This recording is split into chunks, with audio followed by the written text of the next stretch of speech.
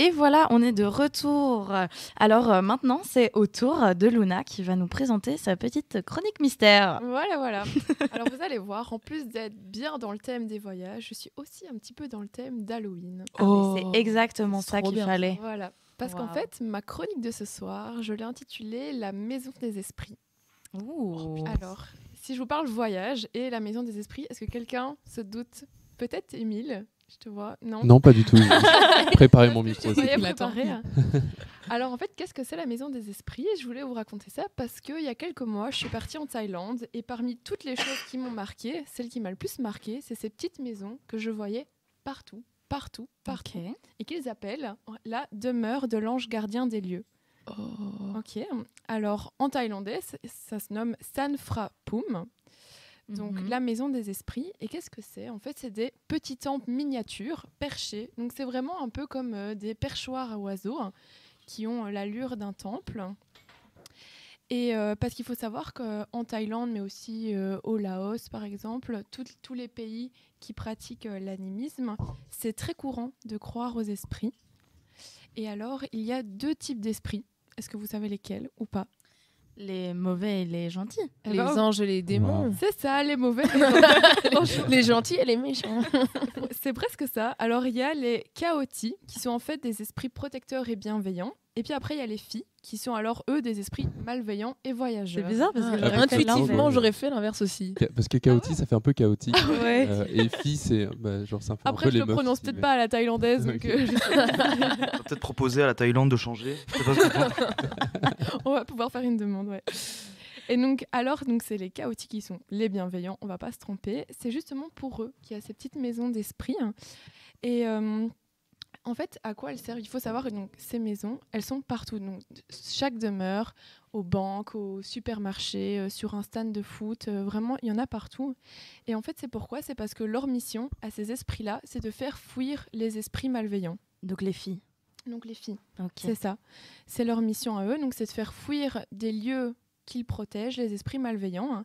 Et donc, les habitants du lieu vont leur mettre leur petite maison pour pouvoir faire leur mission comme il se doit.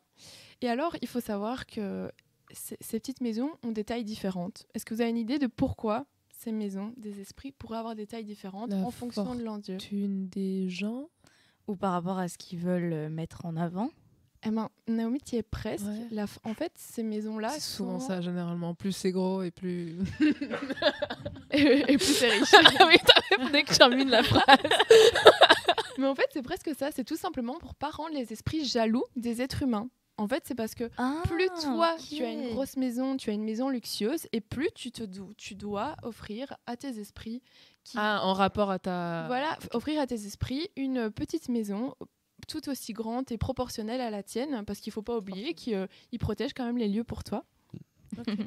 Et alors, et quoi, du coup, quand tu as une maison de riche, ils mettent un jacuzzi dans la petite maison pour... écoute, je me demande, en fait, ça devient un micro-palace. Est-ce qu'ils font genre des offrandes pour les esprits? Exactement. En mode ils les nourrissent? Eh ben oui, c'est là j'allais en venir. En fait, avant 11h du matin, le rituel, c'est que tu dois venir prier devant cette petite maison des esprits et exactement comme tu as dit, faire des offrandes. Et c'est trop drôle parce que tu marches dans la rue et tu vois toutes ces petites maisons d'esprits avec, je vous jure, des bouteilles de Fanta ouvertes avec une petite paille, des petits, plein de fruits, parce qu'évidemment en Thaïlande c'est beaucoup des fruits, plein de petites corbeilles de fruits, des biscuits, des plats de nouilles, enfin vraiment de tout. C'est trop bien, Wow. je vais être un chaotique. Nourrissait un être bien nourri là.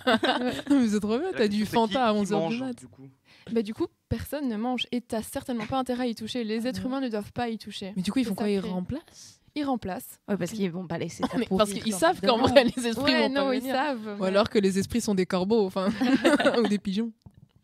Mais du coup, non, ils savent et ils vont remplacer. Et en fait, c'est comme partout, même dans les temples, aux pieds de Bouddha, il n'y a que ça, que des offrandes, donc à boire, à manger.